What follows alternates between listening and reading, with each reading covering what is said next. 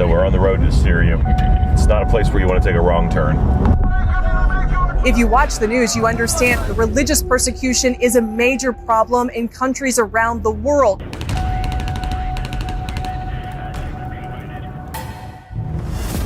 In planning for this, I received an email wherein I was referred to as a known high-value target. I'm flattered. It's more dangerous today than it was 2 months ago. Multiple deadly bombings in the last month.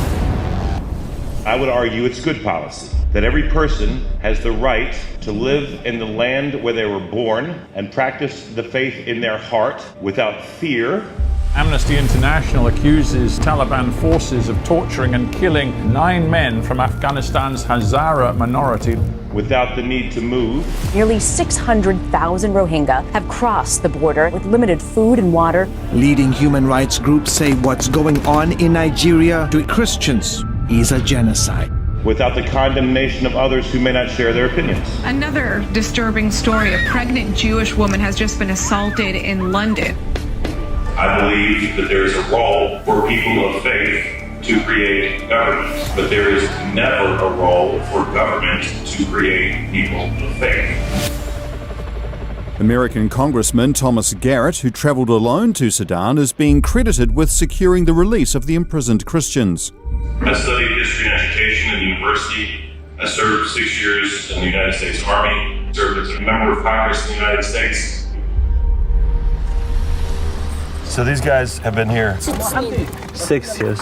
So you remember your home and you miss your home. So why does he have to come here? Because ISIS.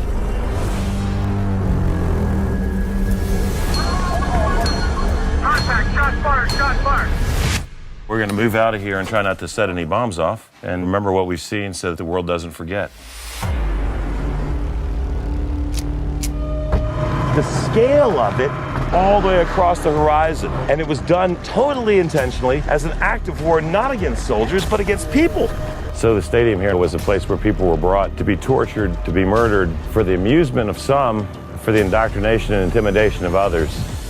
Between Iraq and Syria, 3.5 million Christians in 2003, and maybe 400,000 remaining today. Maybe in a few years, there is no Christianity anymore here.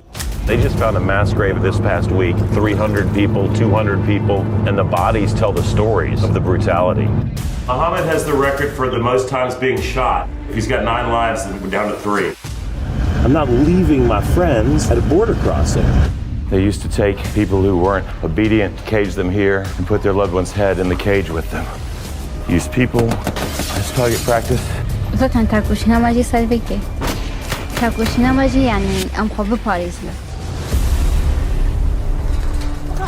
I can't even wrap my brain around the idea that the place where I grew up might have become a scene of horror. I don't have fear. I have hope.